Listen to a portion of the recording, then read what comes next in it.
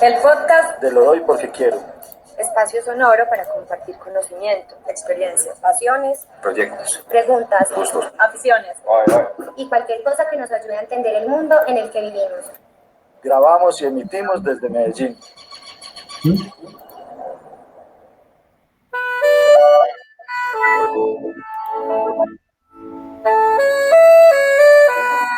Hace mucho no oía esa musiquita, hombre. Ave María, ya nos hacía mucha falta. Sí, hace rato no escuchaba. Buenas noches, buenos días o buenas tardes, según el lugar en el que se encuentren. Les saludamos hoy, 20 de abril, de pronto en Indonesia ya es 21 de 2020. Esta es la primera emisión de Lo Doy Porque Quiero podcast en video. Es como muchas plataformas, muchos formatos y muchas cosas nuevas que estamos tratando de digerir y de aprender a hacer en estos días pandémicos y en estos días de confinamiento, que por más que estemos encerrados, no estamos distanciadas ni distanciados socialmente, y por eso queremos hacer este experimento a ver qué tal va hoy. ¿Cómo estás, Andrew? Bien, buenas noches a todos. Bienvenidos a esta reinvención, como habla nuestro querido presidente. Saludarlo a todos, saludar, ya vi por ahí que hay varios amigos conectados pues, a esta transmisión. Gracias por acompañarnos, espero que nos tengan paciencia, sobre todo porque Ricky anda con un lío ahí que ya les vamos a contar, pero eso en los próximos minutos llegará pues a unirse a esta transmisión. No sé, podríamos empezar a hablar de un poquito del podcast aquí, pues para los que están, o del formato que tenemos y de lo que estamos intentando empezar a hacer el día de hoy, ¿no? Me parece, claro. Pues nada, saludar a las personas que están conectándose y pedirles también en estos primeros minutos, mientras arrancamos y esperamos a Ricky, que compartan este enlace de este canal con sus contactos, que se acerquen también a este experimento. Ricky va a llegar en cualquier momento y sabemos que va a ser una conversación muy diversa, muy rica, desde muchos territorios geográficos, filosóficos, espirituales.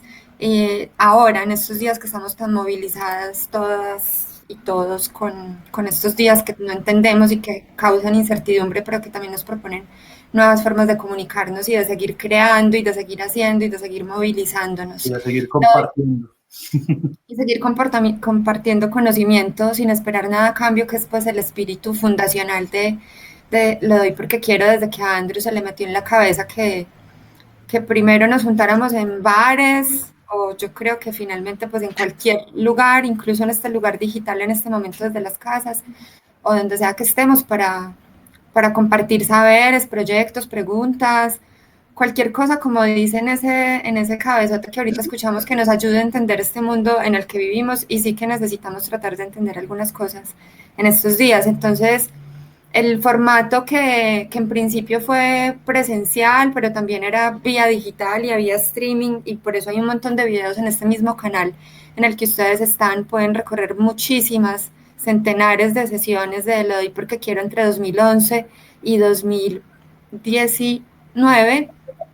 Y 2018, desde 2019, desde hace ya un año, cumplimos un año justo en confinamiento, tenemos pendiente esa fiesta física para cuando sea posible, cumplimos un año de hacer este podcast, de seguir con Lo Doy Porque Quiero en un formato distinto del que estamos aprendiendo todos los días, por el que han pasado artistas, diseñadoras, tatuadoras, ilustradoras como Jime, creo que ahí llegó Ricardo.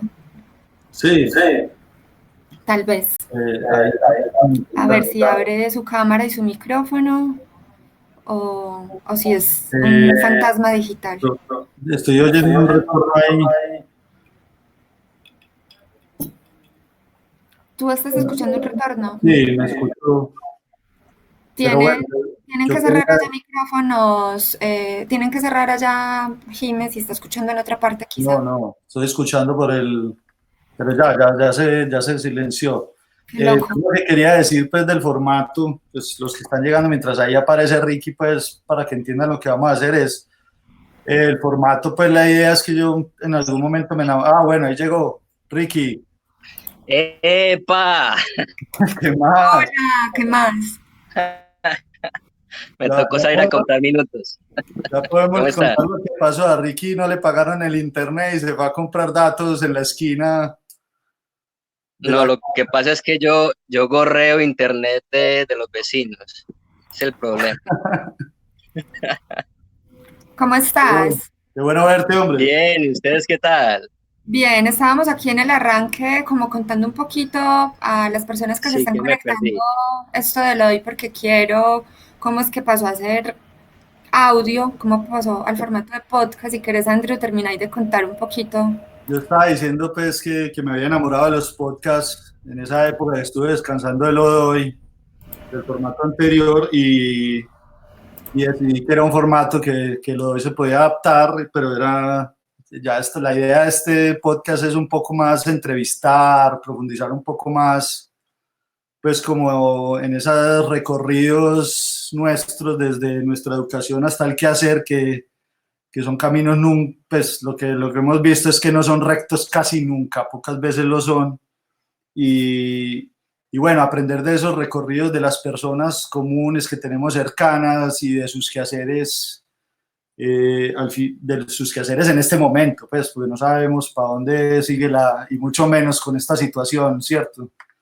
Pero entonces, como que esa es la idea, como que hablemos un poco con los invitados, hablamos un poco de su recorrido, de las decisiones que tomaron, de los trastabilleos, y bueno, y aprender de ese camino todos y hablar de su quehacer, aunque hoy vamos a hacer un twist ahí y vamos a hablar en el segundo bloque un poco de esta situación y un poco de que Ricky nos cuente también cómo se vive todo este asunto pues del coronavirus y de la pandemia en esas latitudes. ¿Sí o qué? Entonces, ¿estamos listos o qué? Sí, yo creo que sería bueno, Andrew, tú que conoces tanto a Ricky, que lo presentes, que cuentes eso que ya hemos dicho pues en la convocatoria de este episodio. ¿Quién es? Y además pues que no es la primera vez que está en Lo Doy Porque Quiero, es la primera vez que está en podcast y es el primer podcast en video que estamos haciendo, pero Yo ¿cómo es la quería historia? empezar, yo quería empezar por ahí porque me voy a atrever a decir que Ricky, porque me lo ha confesado, es admirador de lo doy desde el principio, desde el día uno y siempre le ha gustado y siempre que tenía la posibilidad ofrecía una charla. En los tiempos que estuvo en Medellín, creería que en los tiempos que estuvo siempre dio una charla. Yo conté pues ahorita que me metí a buscar 3 charlas de Ricky, que ahorita hablaremos pues de esos temas porque son de cosas que él obviamente ha estudiado, ¿sí o no? Entonces, invitados pues a buscar las charlas de Ricky en Lo de Porque Quiero, porque al menos las 2 últimas están montadas en este canal que estamos transmitiendo. Y bueno, no, yo creo que más bien vámonos con la conversación también para que todos lo vayamos conociendo. Pues Ricky es un gran amigo de Lodoy, yo creo que a partir de ahí ya nos iremos enterando de todas las cosas que ha hecho Ricky y en este primer bloque pues yo quisiera empezar, bueno, como preguntándole a Ricky. Ricky estudió filosofía, pero antes de eso trastabilló también como todos en su decisión, tuvo sus dudas, sus cambios, la familia también siempre en esos momentos da sus consejos, trata de que uno siempre siga un camino lucrativo, que ahora nos estamos dando cuenta que eso puede cambiar bastante. Contanos, Ricky, vos de esa época, de cuando escogiste estudiar filosofía y letras, ¿cómo fue esa decisión? ¿Cómo fue ese camino como desde que saliste del colegio? Bueno, pues muy buenas noches a todos por allá en Colombia. Aquí son las 9 de la mañana en Yogyakarta, en Indonesia. Apenas estamos comenzando el día, entonces les doy muy buenos días, muy buenas noches para ustedes, pues por allá que ya están terminando, allá con roncito, por acá con cafecito, El Roncast.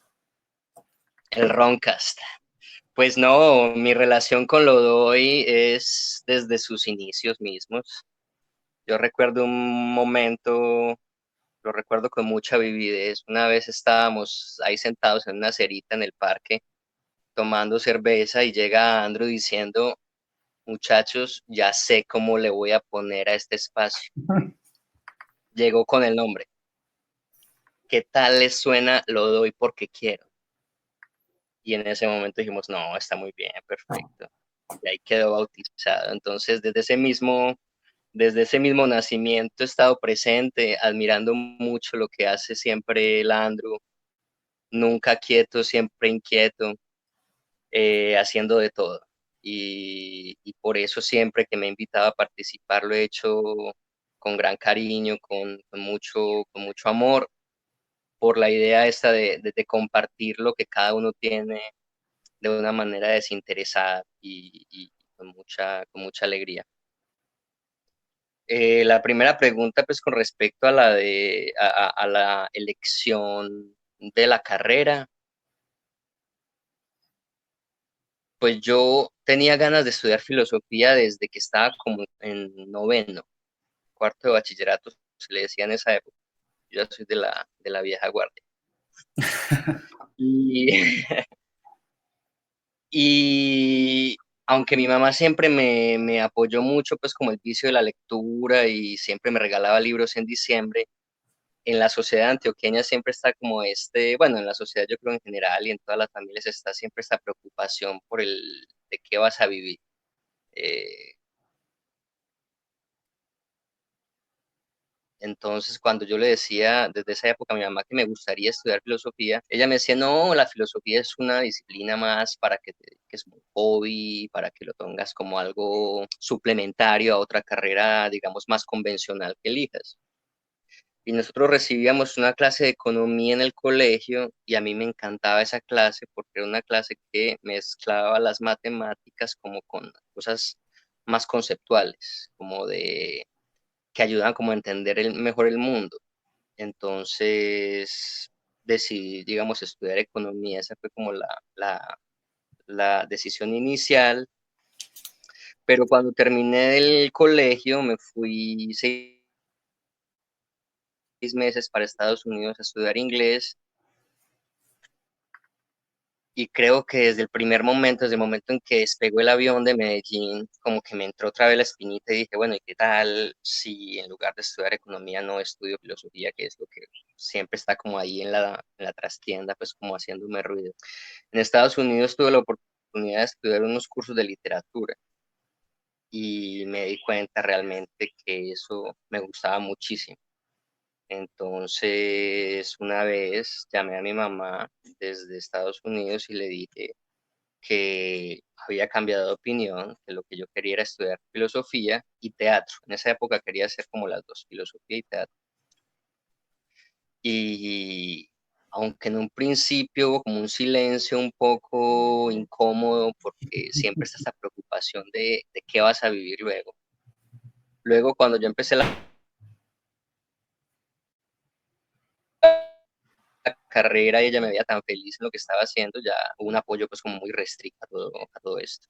Y fui muy feliz los 5 años que estuve en la facultad. La Facultad de Filosofía y Letras en la Bolivariana o era en esa época, era una facultad muy abierta, muy pocas reglas, entonces realmente uno armaba un poco su pensum y estudiaba lo que le da la gana. Y conocí gente maravillosa, grandes amigos y, y leí cosas muy bonitas allá. La Escribí venita, también. la vena del teatro, ¿de dónde te entró, hombre? Pues es que también, es que ahí está mi madre también está ahí muy metida, ella me llevaba al Matacandelas cuando estaba pequeñito, al pequeño teatro, al manicomio de muñecos, y desde ese momento yo desarrollé como mucha pasión por por ese género artístico, ese contacto como directo con las personas, la plasticidad, el movimiento corporal. Hay demasiadas cosas que se meten en el teatro, como la inmediatez del ejercicio teatral me seducía mucho. Llevo años sin hacer teatro, pero siempre que puedo vuelvo a ver teatro y siempre es como una cosita que está ahí como de quizá en el futuro. Siempre estoy pensando un proyecto como que sea mezcla de narración oral, con teatro de sombras, con video. Eso siempre está también ahí como de fondo, siempre. Puede Y que de me todas maneras yo seguía haciendo teatro. En el colegio yo hacía teatro, en la EPA, de Envigado, no, en la EPA no, en la Escuela Popular de Medellín y en la Débora Arango. También hice teatro en el colegio. siempre, o sea, tu mamá, puede que me equivoque pues con lo que va a decir, porque no lo recuerdo muy bien, pero tu mamá es educadora, ¿cierto? Claro, sí. ¿Cierto? Es que Entonces siempre me ha por eso parecido ella siempre curioso estuvo muy... que se impulsan, los padres que impulsan todas estas cosas consciente o inconscientemente, y cuando el hijo les dice, listo, yo voy a estudiar eso, no, venga, estudia algo que dé dinero. Yo ya he dicho esto varias veces en este podcast y siempre me ha dado curiosidad ese tema. Sí, ok, Mari, tú. Pues quería como que fieles al espíritu con el que arrancamos este año, hagamos las preguntas de rigor de lo de hoy. ¿Qué te parece, Andrew? Hagamos una ahorita y otra al final, listo. Hágale pues. Haz tú la primera, yo hago la última. Bueno, Ricky, ¿qué te gusta compartir sin esperar nada a cambio? La palabra, la palabra me... La palabra hablada, la conversación, que siempre está acompañada de risa, eh, de secreto, digamos, compartir un secreto, compartir conocimiento, compartir poesía. La palabra yo creo que es lo más importante para compartir sin esperar, porque uno siempre que está compartiendo con un amigo, con un familiar, siempre está a través de la palabra haciendo esa comunicación como entre almas y jamás estás esperando como recibir. Pues obviamente sí, porque hay una comunicación, pero como no es una cuestión que se haga ni siquiera consciente. Pero sí, quizás esa es la respuesta. Re bien, bueno. Bueno, demos otro pasito. Yo me voy a ¿Y brincar la la parte. otra cuál es? La otra es al final. Ah,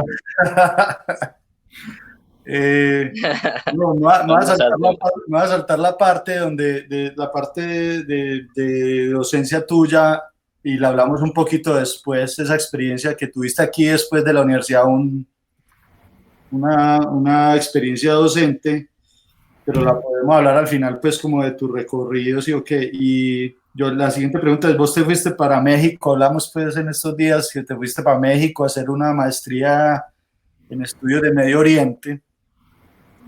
Y pues la pregunta mía sería como ¿de dónde viene esa inquietud por el Medio Oriente? Que bueno, ya has escrito libros, seguís estudiando como esa cultura.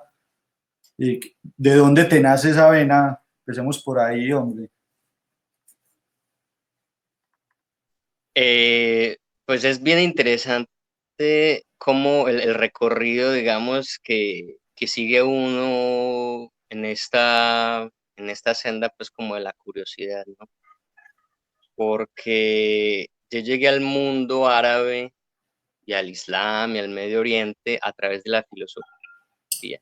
En la carrera teníamos una materia que se llamaba Filosofía Medieval con el profesor Gonzalo Soto, que es un eminentísimo medievalista antioqueño.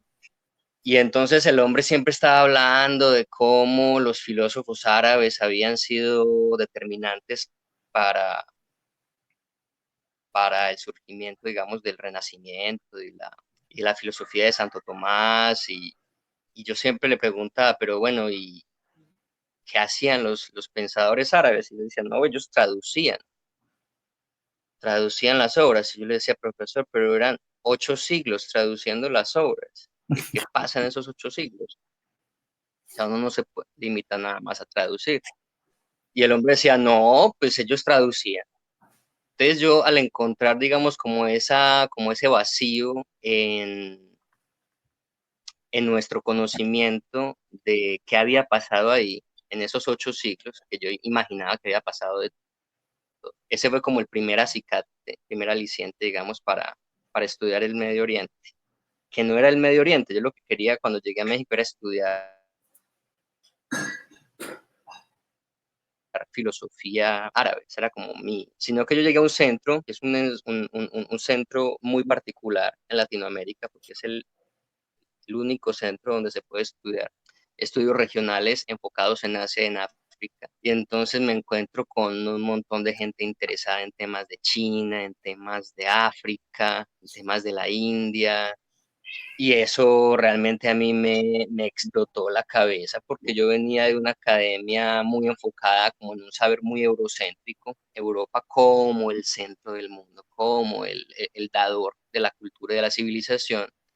Y lo que me encuentro acá en el Colegio de México cuando voy a estudiar es mm, que realmente Europa es un receptor de una cantidad de civilizaciones que venían en curso desde hace muchos milenios, inclusive algunas de ellas. Entonces, ahí también empezaron a variar mis intereses, además de la filosofía, empecé a estudiar, empecé a interesar como por las ciencias políticas, por las relaciones internacionales, por la antropología un poco también. Y eso fue lo que entonces me llevó ya después de la maestría a vivir a Egipto, porque después de esos 4 años, de esos 2 años de estudio intensivo del Medio Oriente, del Islam, ya decía yo, bueno, necesito conocer como de primera mano un poco de qué se trata todo esto. Vos, Entonces, vos, sí, inicialmente fue filosofía y después eso me abrió las puertas como a otras cosas. pues, porque lo dijiste, o sea, a eso te referías con que México te abrió las puertas, te abrió el mundo, fue que dijiste, te referías era con esto, pues, ¿cierto? Bueno, realmente viajar siempre ha sido para mí una de mis ocupaciones, ¿sí? He intentado hacerlo mochileando si es posible. Bueno, generalmente yo siempre mochileo.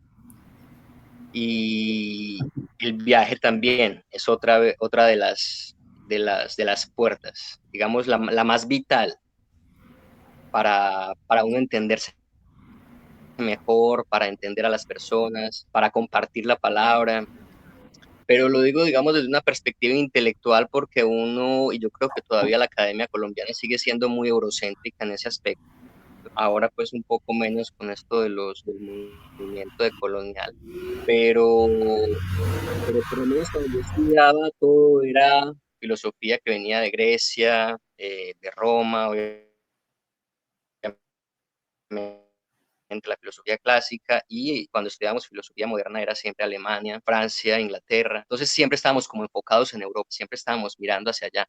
Y lo que me dio México fue como expandir un poco la mirada y decir, bueno, está bien, eso se hacía en Europa, pero en las otras geografías hay y se ha hecho mucho también. Simplemente no lo miramos, no lo conocemos, no lo aprendemos. Claro. Mari, curiosa. Pues ve, yo tenía una pregunta, pero como acá estamos haciendo un experimento y para que no se vaya la ola del tema de lo que venía hablando Ricardo, Daniel Álvarez nos pregunta o le pregunta a Ricky por acá por el chat de YouTube, ¿por qué Egipto? O si es que acá no nos preguntamos cositas, pues como que qué lo motivó en particular. Yo creo que esa respuesta puede estar un poco contenida en lo que decía, pero de pronto se puede puntualizar un poquito más ahí para la curiosidad de Daniel. No, yo también tengo curiosidad. Sí. Es como, o sea, vivió 4 años en Egipto y no dijo nada de lo que hizo por allá. Vamos a que... No, no he dicho, no he dicho. No, simplemente No, estaba no me hablando dijiste cuando me mandaste el audio, pero bueno, dale. un poco de la Por ahí que... maestría, ¿sí? Bueno, no. Yo conocí a una gran amiga en la maestría en Egipto, en México, que había vivido en Egipto y tenía amigos en Egipto. Y me decía, Egipto es, digamos, el centro cultural. y lingüístico del Medio Oriente. Entonces, si quieres aprender un árabe, que sea un árabe que todo el mundo te pueda entender, que sea un árabe que sea, digamos, como una lengua franca, porque el problema del árabe es que cuando tú vas a Marruecos, tú no entiendes a la gente que está hablando allá y tú vas a los Emiratos Árabes y hablan un árabe completamente distinto. Entonces, el árabe de Egipto, digamos que cumplía esa función como de intermediario de un poco de esta lengua franca. Entonces, esa fue, digamos, como seguí su consejo y me fui para allá y realmente allá pues me enamoré de ese país, de esa cultura, de esos paisajes. ¿Por qué Egipto? ¿Y por qué el Medio Oriente? Pues porque llegué al Medio Oriente precisamente por lo que les decía de la filosofía árabe. A mí me parece muy relevante lo que pregunta Dani, Dani Álvarez, gran amigo, un saludo, un abrazo para él. Él dice, ¿por qué Egipto? No tenemos aquí cosas para enseñar. Yo creo que a mí me pasó un poco lo de esta fábula, lo de la historia del Cándido de Voltaire, que el hombre se va por todas partes a buscar el conocimiento y realmente cuando vuelve eh, lo encuentra es cultivando su jardín en su casa.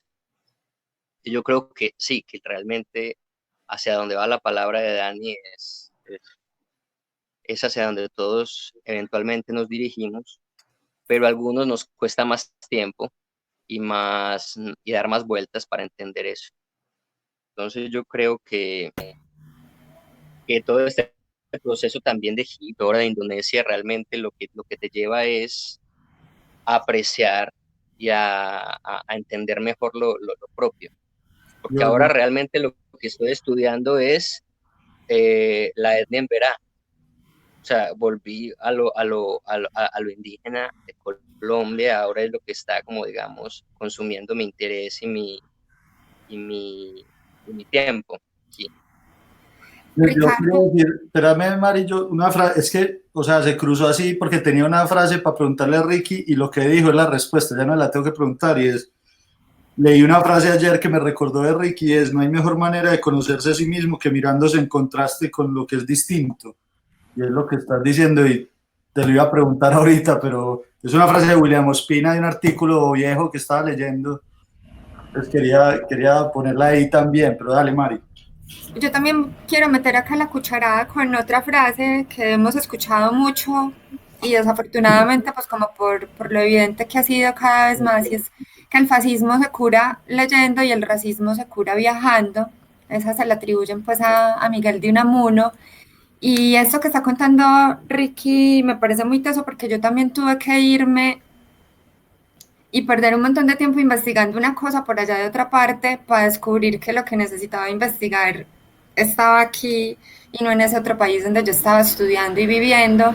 Y me lo hicieron ver las maestras y maestros y los mismos compas de esa maestría. Entonces yo pasé de investigar una cosa ahí relacionada con salud mental y con radio a volver a mis raíces y trayectoria campesina para relacionar pues como derechos humanos con eso y estaba en Argentina, pero todo el tiempo tenía la curiosidad y la indagación aquí, en la propia sangre, pues en este mismo territorio.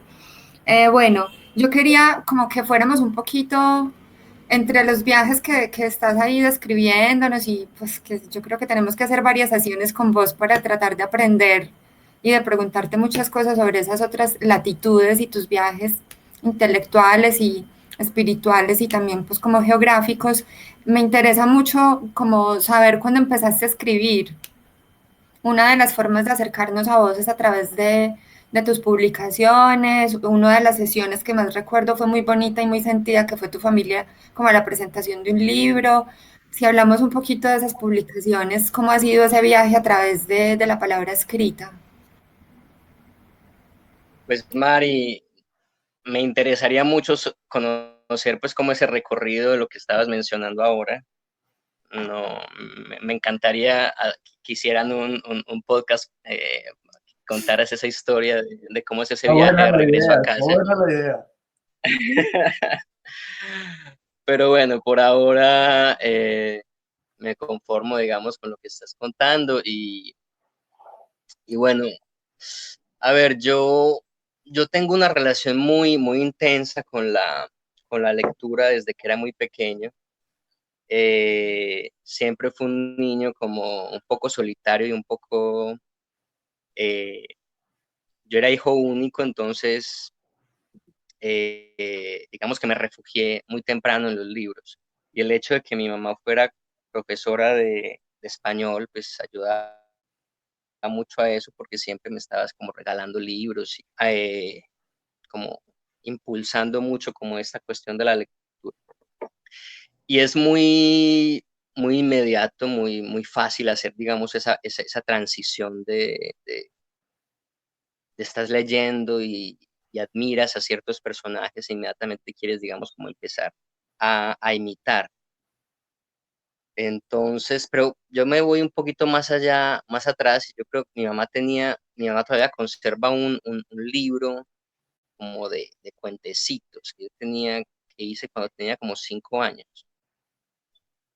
Entonces, no sé, es como hay una necesidad como de contar historias, como que va desde muy atrás en el tiempo.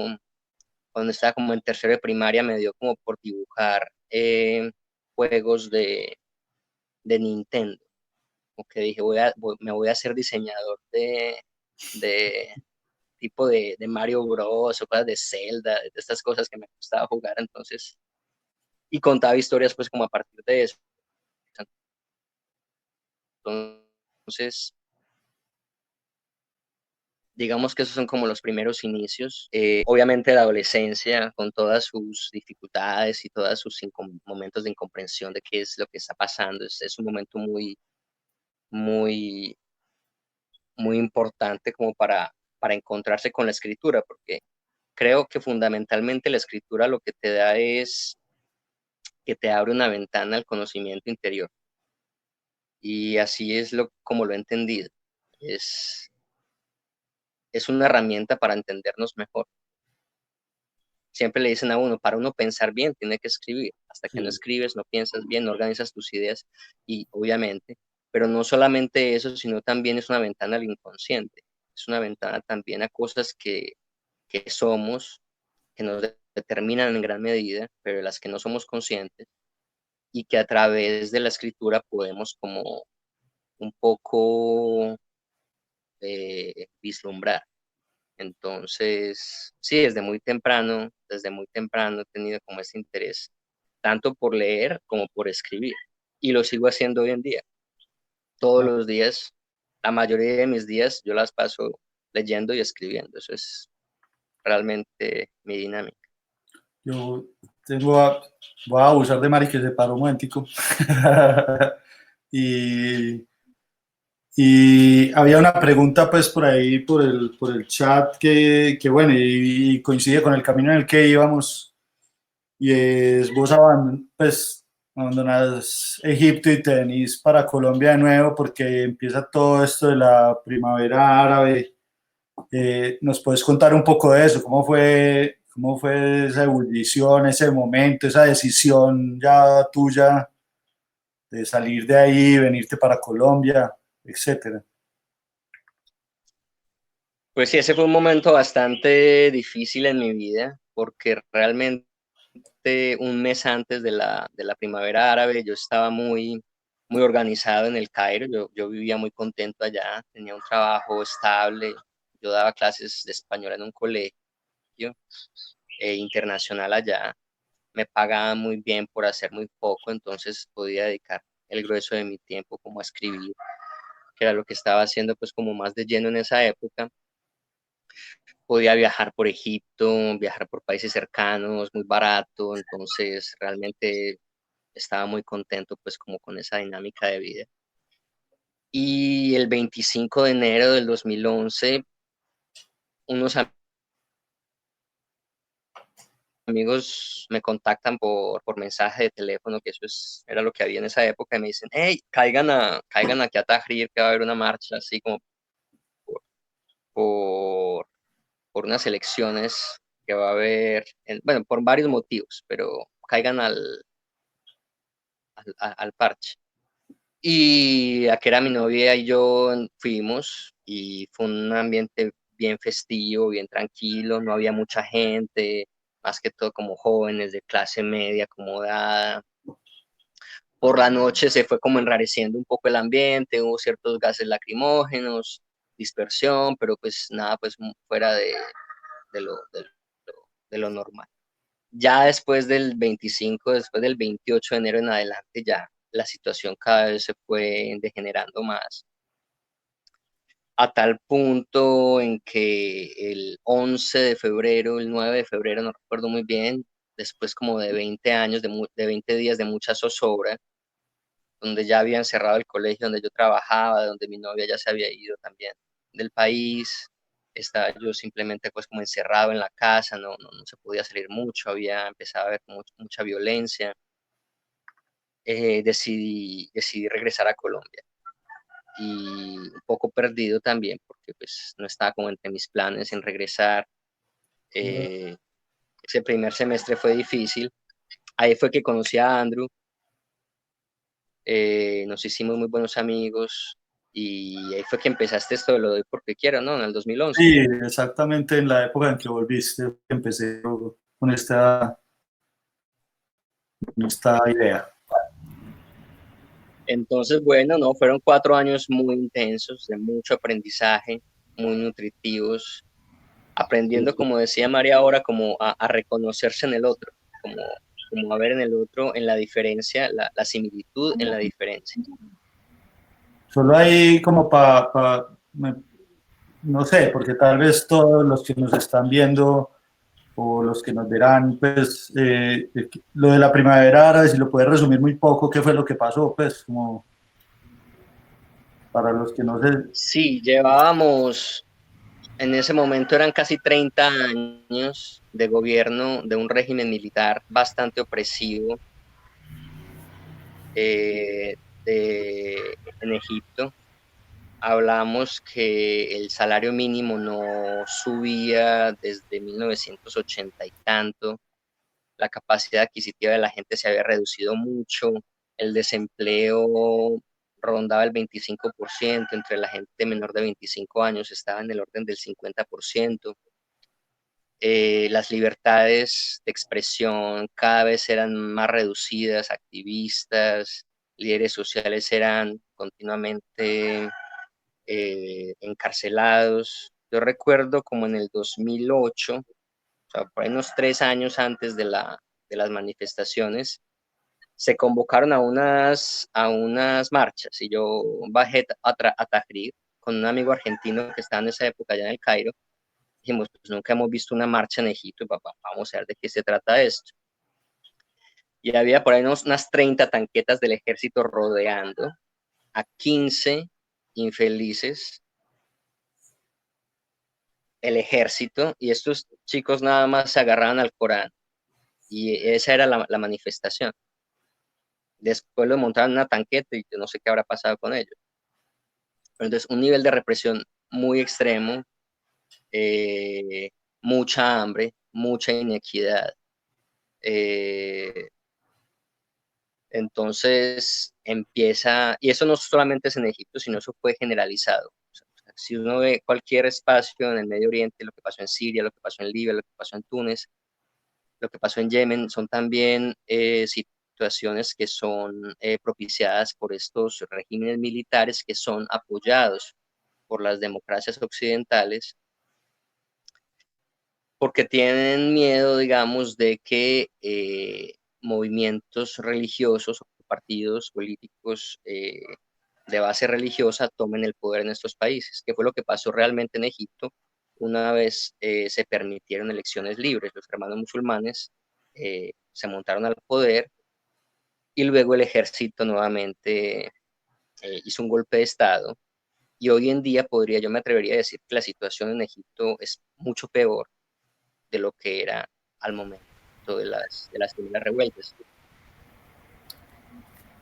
Entonces la primavera árabe realmente se puede resumir como en esta ola de protestas populares que empezaron en Túnez y se expandieron por todo el Medio Oriente.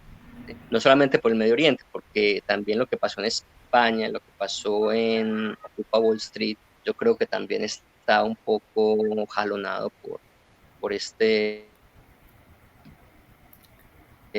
fervor. Pucha, tengo muchas ganas de preguntar muchas cosas. Para mí, no sé, me corregirás vos, pero esa primavera árabe justo inicia o impulsa pues como el movimiento de los indignados y creo que también es un impulso para las otras políticas represivas que estamos viviendo ahora y que yo esperaría equivocarme, pero vamos a vivir aún con más ferocidad después de esto. Eh, y es represión y vigilancia a nivel digital, o sea, como que ahí la primavera árabe le dice a un montón de países democráticos y no democráticos como pilas, porque esta gente realmente se está organizando por estas vías. Y me parece que hace mucho sentido que hablemos de eso en este momento, que yo sé que es parte, Andrew, del segundo bloque que queremos No, hablar, no, pero es que se conecta muchísimo lo de la no hay primavera árabe. control. Entonces, no sé, porque sé que también has escrito de eso, de cómo se reprime y de cómo se vulneran derechos de activistas y de personas que son capaces a través de la palabra y de la manifestación, de la movilización social, reclamar en estos territorios en los que vos has vivido y has estado estudiando, y cómo conecta eso con esta temporada pandémica en donde además estamos atravesando todas nuestras vidas y nuestras relaciones sociales y laborales por estos medios digitales que seguramente están vigilando ahora mismo. No, Mari, yo creo que es muy relevante lo que estás diciendo, porque, bueno, ahora que estamos en la cuestión de la pandemia y todos estamos como muy juiciosos en la casa leyendo de todo lo que nos cae por redes sobre el creciente control de los medios de comunicación, el creciente control de las redes por parte de los gobiernos.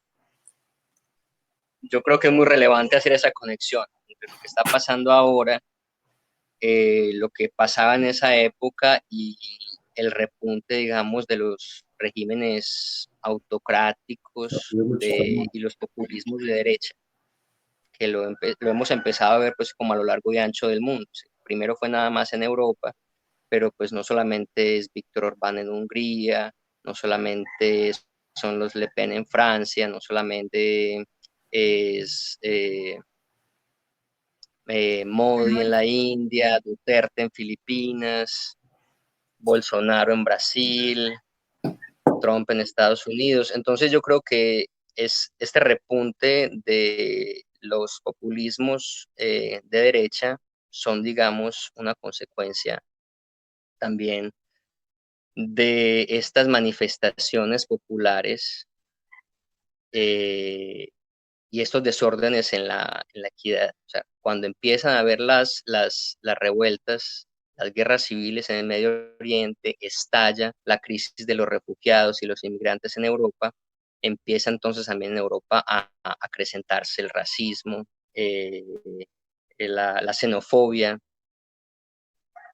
Y yo creo que la primera vez que hubo un gobierno limitando el acceso masivo a Internet a toda la población. Eso fue en enero del 2011 en Egipto, cuando empezaron a ver que todos los activistas se estaban conectando por teléfono, por Internet. Creo que desde el 26 de enero nos levantamos sin acceso a Internet, no sabíamos qué pasaba, sin acceso a los teléfonos. Entonces, realmente ahí se coartó un poco la. No, creo que los teléfonos sí seguía, lo que paró fue el internet. Y yo creo que la gente se seguía conectando por teléfono porque de todas maneras se siguieron organizando marchas y la organización fue muy exitosa, digamos. Había gente muy bien preparada, digamos, en temas de resistencia pacífica, que supo liderar el proyecto al principio. Después ese proyecto fue secuestrado pues como por otros intereses. Pero eso que vimos la primera vez en Egipto, que se ha seguido replicando en el mundo, ahora entonces vemos como con mucha preocupación cómo digamos, apalancados por todas estas estrategias de control, de mitigación de la pandemia, los estados han estado, digamos, avanzando todas estas tecnologías de control. Y pues ya lo estamos viendo en Hungría, ¿no? Víctor Orbán creo que acaba de darse como poderes plenipotenciarios, digamos. Creo que no es el único y creo que viene una ola más agresiva de eso. Pero bueno, no sé, ustedes que quieran compartir al respecto, que quieran responder al respecto. Hay más preguntas, pues no, yo me quedaría hablando un montón sobre estas cosas, pero interesante pues ahí como lo que pones como de un proyecto que está interconectado y que no es tan aislado.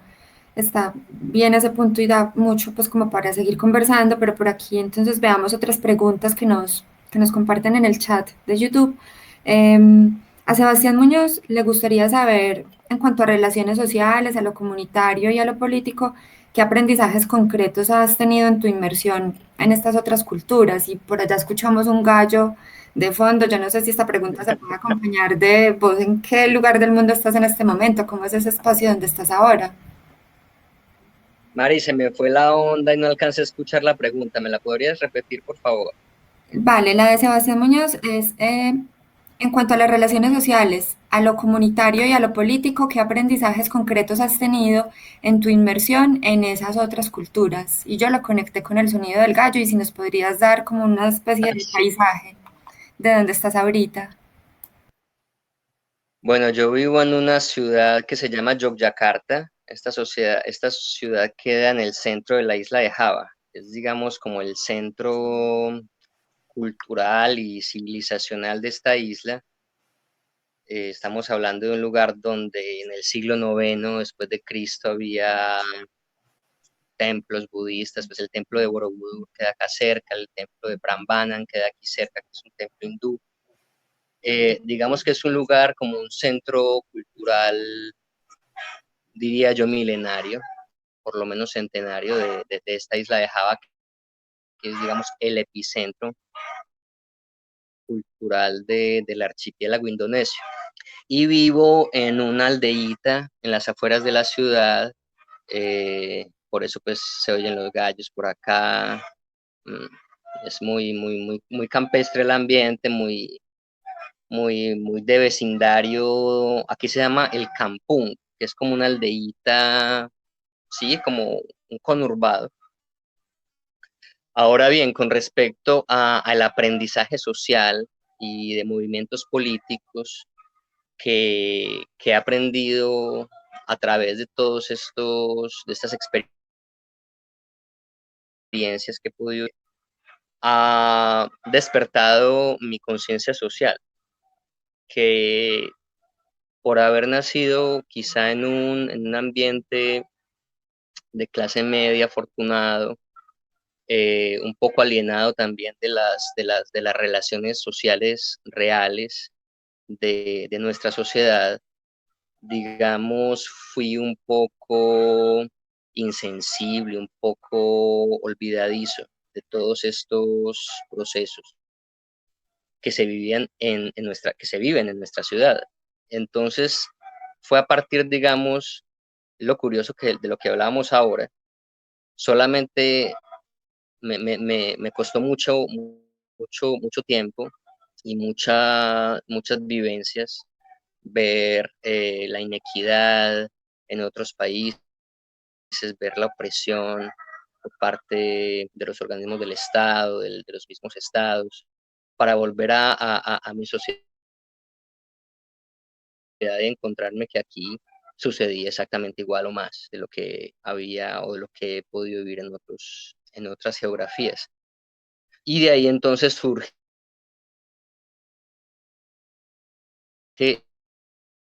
el interés pues, en lo que estoy haciendo en este momento, que es ya un proyecto de doctorado muy enfocado en el tema social, en el tema, digamos, de los derechos de las poblaciones indígenas, afro y campesinas, que son apalancados por organizaciones religiosas.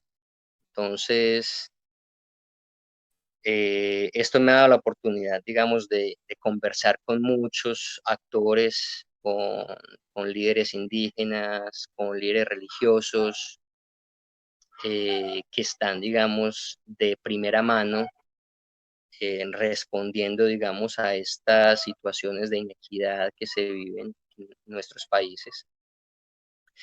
Y entonces eso es lo que digamos, me ha abierto mucho los ojos a estas realidades. Bueno, Ricky, me toca a mí, yo, o sea, me tenés así explotado con este montón de cosas. Bueno, quisiera volver a lo que estabas diciendo ahorita, que igual se complementa todo. Yo pienso pues que el control en estas latitudes, por lo menos, creo que estamos ante unos gobiernos tan ignorantes que ni eso van a lograr. O sea, ni eso son capaces de hacer, ¿cierto? Como de generar un control sobre la sociedad en esos términos tecnológicos y no los veo ni con ese conocimiento. O sea, la cosa aquí es como se ha abandonado tanto el pueblo durante tanto tiempo y la ruralidad durante tanto tiempo y esta geografía nuestra tan complicada que creo que va a ser una batalla muy grande ahí pues entre el pueblo después de esto y ese tratar de control que tal vez se haga y se ha hecho siempre en las grandes ciudades, pero este país es mucho más amplio y con una geografía mucho más complicada, que creo que esos temas pues de control sí, se dificultan mucho más, ¿sí o qué? Y no quisiera que pasaran, aunque también pienso que cuando el control se hace a partir de la tecnología tiene la belleza que siempre tiene líneas de escape y siempre hay quien las conozca y las comparta. Eso también lo he aprendido mucho en Lodoy, con la gente que me he relacionado en Lodoy. Entonces creo que aunque se trate en las grandes ciudades, incluso en Europa, siempre hay unos canales. La tecnología permite eso, la tecnología permite esas líneas de escapatoria, el Internet lo permite, todo se puede hackear, y hay expertos y creo que a la medida que esto vaya avanzando, esas personas con ese conocimiento lo compartirán y nos tendremos nosotros como personas que preocupar más de eso, como tal vez lo que podría estar pasando con Zoom, que la gente en este momento está relajada con Zoom por los datos, pero ¿cuáles datos se van a llevar? Si yo no tengo secretos, sí, pero cuando esos datos van a ese control y se dan cuenta que hay una relación directa entre el control y esos datos de estas plataformas o de lo que hace la alcaldía de acá o el gobierno, que para acceder a cualquier cosa hay que poner los datos, cuando se den cuenta que esos son herramientas de control, pues se cuidará más y también hará algo ahí, ¿cierto? Incluso hasta se me olvidó la pregunta que iba a hacer, pues, por todo esto. Pero Pero yo no, quiero escuchar. tal vez la puedo agarrar. Bueno, espérate, Mari, que me acordé. La voy a agarrar por ahí, por ese tema del gobierno, pues, como en el gobierno donde estás, ¿cómo lo has visto? Pues vos me hablaste que apenas estaban encerrando, apenas, o sea, me pareció que era incluso en las cifras, están un poquito por encima, estando tan cerca del foco inicial, ha sido como lo sentí, como algo muy parecido a lo de acá, que no avanza. Me hablaste, incluso el 31 de marzo me dijiste que apenas estaban cerrando y nosotros aquí ya estábamos pues en cuarentena obligatoria. Contanos un poco de ese gobierno, cómo ha manejado la situación allá. Sí, yo creo que cada gobierno tiene que tomar decisiones distintas porque son realidades y contextos muy diferentes, ¿no? Para contextualizarnos un poco, este archipiélago son 270 millones de personas, repartidos más o menos en 300 y pico de islas habitadas. Entonces, en términos de logística y de administración, es una tarea bastante titánica. Si a eso se le suma que el empleo informal acá ronda el 70%, tenemos un escenario que digamos, para ejercer efectivamente un distanciamiento social o un encerramiento de la gente es prácticamente imposible. Entonces, el gobierno, ¿qué pasa? La pandemia ha estado siendo dirigida acá por políticos con nexos muy cercanos con las élites económicas del país y por militares que también tienen estos mismos nexos. A los expertos, digamos, en salud pública, a los médicos, a los científicos, no se les ha dado cabida. Inclusive ha habido artículos que he leído sobre científicos que dicen, por favor, permítanos opinar sobre qué se debe hacer en términos de organización de la pandemia. Pero el gobierno hasta el momento ha actuado de una manera bastante, digamos, cauta con respecto a lo que se debe hacer frente al encerramiento. Todavía no hay, o sea, yo salgo, por ejemplo, ahora que fui a comprar los minutos del internet, la calle estaba llena de gente, motos por toda acá, por toda parte. La gente sí lleva sus mascarillas, todo el mundo lleva sus mascarillas. Ayer que estuve en el mercado, todo el mundo estaba usando mascarillas, pero no ha habido, digamos, un encerramiento de la gente. Entonces yo creo que es que hay que tomar en cuenta también la imposibilidad y las consecuencias que encerrar a la gente, lo que está pasando en la India, por ejemplo, en este momento, que es un caso, digamos, más similar al de Indonesia que el de Colombia, con este encerramiento masivo. Lo que está pasando es que la gente está encerrada, digamos, en lugares ajenos a sus lugares de residencia sin tener acceso, digamos, a una fuente de ingreso. Entonces eso genera también problemas sociales, disturbios, que yo creo que es lo que intenta evitar el gobierno indonesio. Aquí también hay unas aberrantes condiciones de inequidad. Eh, eh, la etnia china, que es como quizá la más boyante económicamente, siempre son los chivos expiatorios de cualquier crisis política o económica que hay. Inmediatamente empieza la gente a vandalizar sus casas, sus negocios. Entonces yo creo que también hay un interés muy decidido de parte del gobierno de evitar que se vuelva a recaer en estas situaciones que hace poco se vio, pues hace poco, no, hace 20 años, en 1998, cuando cayó el régimen del dictador Suharto. Hubo unos 5 años bastante intensos, digamos, muchas guerras civiles en diferentes partes del archipiélago, mucha violencia muy dramática que golpeó mucho a la sociedad. Entonces yo creo que están intentando ser cautos, pero no tienen como la información de base.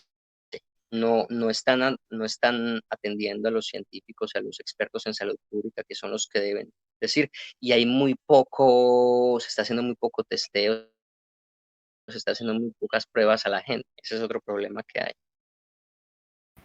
Bueno, propongo que hagamos un intermedio. Ya llevamos un buen rato conversando con Ricardo. Yo no sé si él alcanzó a desayunar o si ya va a ser hora de almuerzo.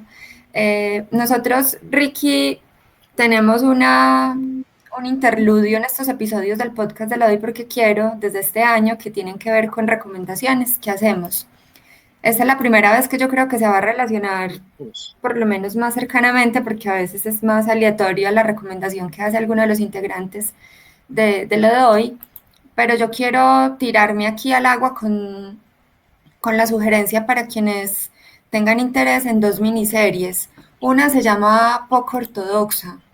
Ambas están pues en Netflix, pero se encuentran por ahí en otras plataformas más piratas.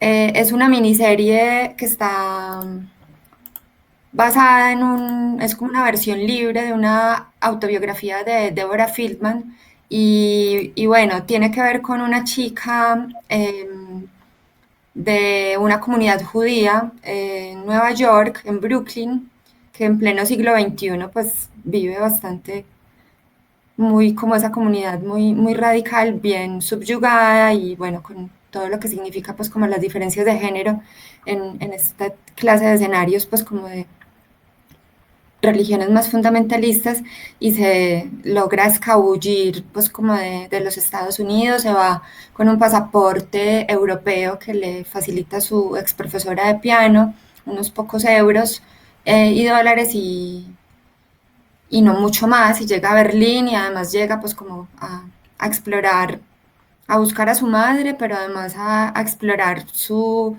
real fascinación y pasión que es la música. Entonces es una serie, una miniserie, son como 6, 8 capítulos, si no estoy mal, y otra miniserie también de 8 episodios. 4 capítulos más. ¿Cómo? 4 capítulos. 4. Ah, bueno, poco ortodoxo son 8, son 4 capítulos, 4 episodios. Y Califato son 8. Y es ya una serie sueca que está relacionada con el fundamentalismo islámico, con una policía que intenta por todos los medios habidos y por haber parar un inminente atentado de ISIS ahí en Suecia. Y bueno, esta nena pasa pues como por un montón de riesgos y enfrentamientos con sus superiores y pone en riesgo su carrera y pues como que también se ve ahí como en riesgo su vida varias veces para encontrar todas las pistas que le permitan destapar pues como ese entramado terrorista que conduciría a ese supuesto atentado de ISIS. Entonces, para mí están buenas las dos, yo no sé qué tan reales o si Ricky se ha visto alguna de las dos y si tenga algo que decir o qué tanto se acerquen pues a esas realidades, pero me parece pues que son como dos contenidos para pillar interesantes en estos días de confinamiento y pandemia, por lo menos en este lado del mundo. Muy buena, yo me vi poco ortodoxa, está buena, está buena. La otra no, le daré una mirada. Bueno, Pero podemos conectarnos por ahí con el asunto de las religiones y cerrar como la ruta educativa de Ricky, ¿cierto? Lo que está haciendo ahora, contarnos un poquito de ese doctorado que te vas para Indonesia y estás estudiando un doctorado en, pero de las dos descripciones que hablábamos, pues a mí la que me pareció más entendible para el público general como yo es antropología de las religiones, pero sé que es un estudio comparativo y por eso estabas haciendo trabajo de campo acá en Colombia. Contanos un poco de ese doctorado que estás haciendo allá en ese lugar. Sí, pues sucede que yo siempre empiezo a estudiar algo pensando que me voy a enfocar en un tema y termino en otro. Pero eso es como parte pues como del proceso bellísimo pues como del aprendizaje. Yo me vine para Indonesia con un interés muy definido en ahondar en el estudio del Islam. Y quería estudiar el Islam en una geografía ajena al mundo árabe, que siempre tendemos a asociar como Islam y árabe. Pero realmente la mayoría de los musulmanes hoy en día no son árabes, ¿sí? Pertenecen a diferentes etnias. Entonces, ahí fue que nació el interés, digamos, de venir a Indonesia, que es la cuarta población más numerosa del mundo en términos, pues, como de estados-nación, y es el país musulmán más habitado del mundo hoy en día. Además, pues, de tener un trasfondo budista, de tener un trasfondo hindú, un trasfondo animista, las 300 y tantas etnias que hay en el país también tienen sus diferentes creencias y tipos de espiritualidad diferentes. Hay también cristianismo, hay también confucianismo. Entonces, aquí, digamos, para el que le interesa estudiar religión, esto es un lugar ideal, un lugar idóneo para venir. Pero como les digo, yo vine con la idea de estudiar el Islam y volviendo un poco al tema de lo que habíamos tocado al principio, de cómo el contacto con el otro te sirve como espejo para verte.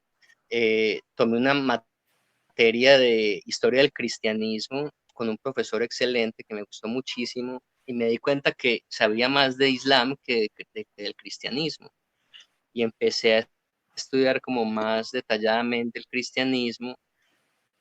Me, me sedujo mucho la manera como la gente aquí en Indonesia ve a la Iglesia Católica, porque la ven como una institución progresista, una institución liberal, una institución, digamos, con un contenido social muy amplio, muy decisivo, que chocaba mucho con la interpretación que yo tenía de lo que era la iglesia en Colombia, o de cómo había visto yo a lo largo de mi vida a la iglesia en Colombia. Entonces, eso motivó, digamos, hacer como el salto del Islam a estudiar el cristianismo, el catolicismo más propiamente, y hacer un estudio comparado de estos movimientos luego de la teología de la liberación, cómo estas congregaciones de religiosas, en el trabajo de campo en Indonesia lo hice en la isla de Flores, que es una isla al este del archipiélago, donde la mayoría de la población es católica y donde hay, digamos, unas 11 etnias distintas. Yo me enfoqué en la etnia Mangaray, que son los que habitan en la parte occidental de la isla, y allá también la iglesia ha tenido un papel muy decisivo, muy importante en, digamos, detener a multinacionales de extracciones de minerales, a la apropiación de las tierras campesinas por parte de los políticos o de los militares. La iglesia también está como fortaleciendo a estos grupos de base, ayudando, capacitando a estos grupos de base, acompañándolos.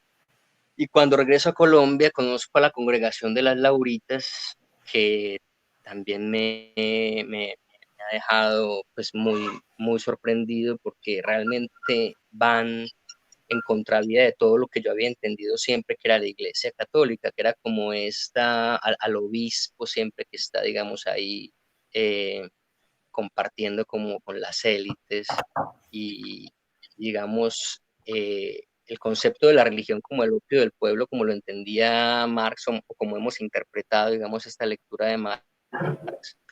Pero lo que me mostraron las Lauritas fue una historia muy distinta. Pude pues como compartir mucho con varias de ellas, y luego también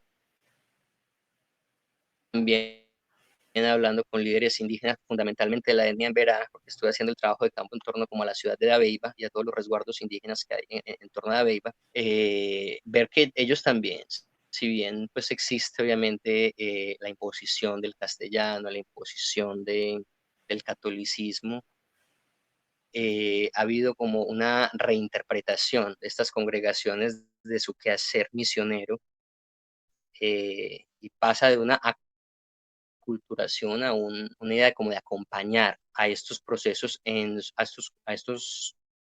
estos grupos indígenas, a estas comunidades en sus proyectos de resignificación de la identidad,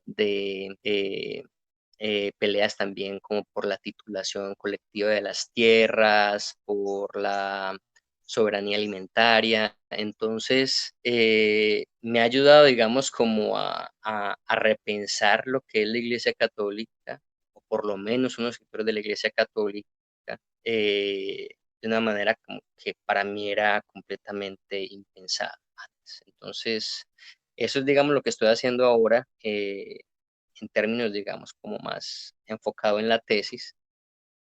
Y la idea, volviendo como a la pregunta que hacía el Sebas Muñoz, me parece muy importante es qué implicación va a tener también todo este estudio después en esta concientización social, en la práctica, en el quehacer laboral. Y yo creo que ahí es muy importante cuando vuelva a Medellín, también tocando lo que decías ahora, Andrew, del olvido de la ruralidad.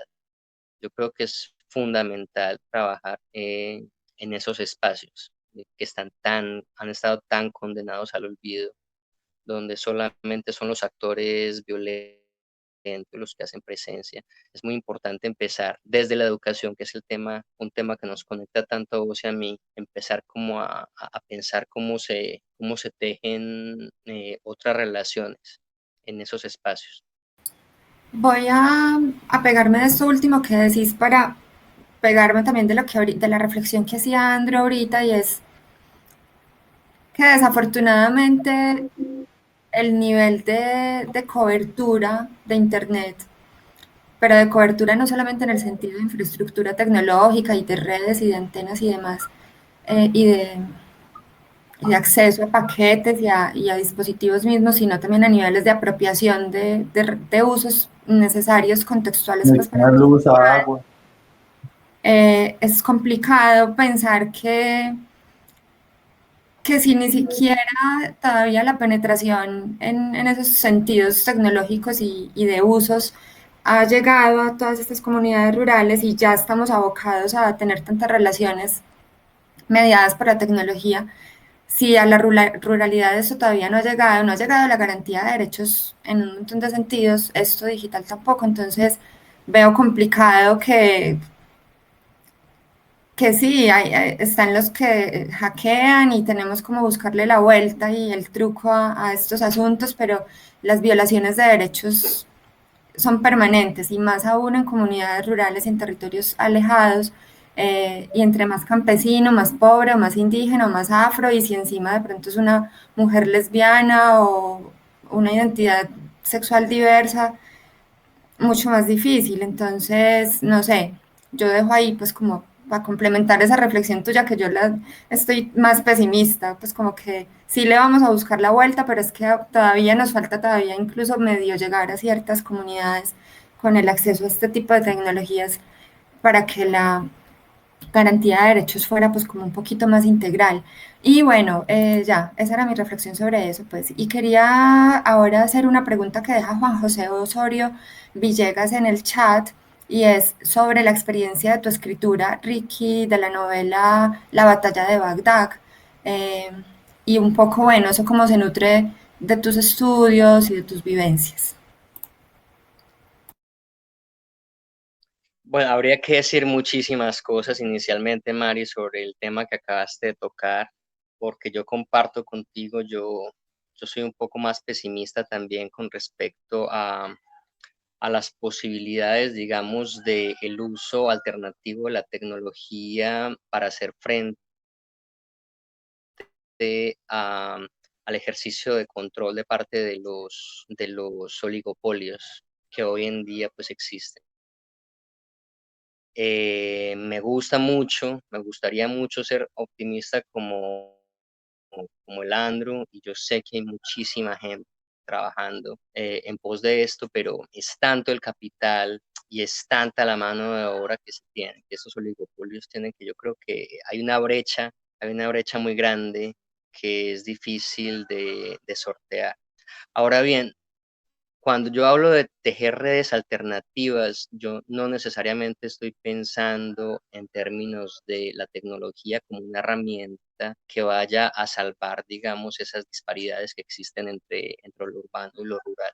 Inclusive me seduce un poco la idea de sortear, digamos, de otra manera estas inequidades.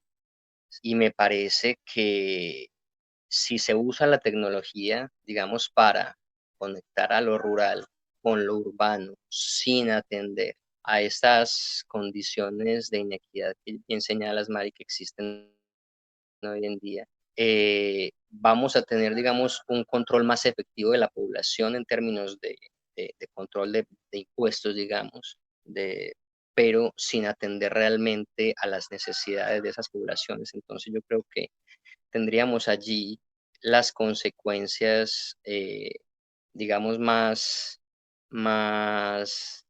drásticas de un ejercicio de control estatal sin tener los beneficios que este control conlleva. Ahora bien, con respecto al ejercicio de la escritura de la batalla de Bagdad, ese fue un libro que nació en la biblioteca Daniel Cosio Villegas del Colegio de México. una biblioteca maravillosa donde por primera vez pude tener acceso a una cantidad de libros maravillosos que hablaban sobre el pasado medieval de la ciudad de Bagdad. Entonces yo ya venía pensando, realmente este libro, más que una novela, este libro yo lo empecé pensando como una serie de ensayos sobre la palabra, sobre la oralidad y la escritura, sino que con el tiempo y las lecturas fue tomando, digamos, otra forma. Entonces, mientras estudiaba la maestría, yo iba haciendo notas, sacando fotocopias, pues en esa época que uno sacaba fotocopias como de los libros que me llamaban la atención, de tal manera que cuando yo llegué al Cairo, yo tenía, digamos, una carpeta, dos carpetas. Yo llegué con dos carpetas llenas de mapas, de fotocopias y tenía unas 20 páginas escritas del libro. Y ahí finalmente ya también con todo el ambiente del Cairo fue que empecé a escribir este libro. Realmente cuando yo escribo Bagdad, lo que estoy escribiendo ahí es el Cairo. Y no es el Bagdad del siglo XIII, sino el Cairo del siglo XXI. Sino que hago pues ahí como ese salto temporal. Pero por ejemplo, cuando tenía que describir una escena de un mercado, me iba para el mercado de la ciudad vieja del Cairo y me ponía ahí a escribir lo que veía. Entonces fue un proceso muy bonito, un proceso que me tomó mucho tiempo. Eh, Fueron 2 años, 3 años de investigación documental, porque es una novela histórica, es una novela que habla sobre la caída de Bagdad a manos de los ejércitos mongoles en el siglo XIII.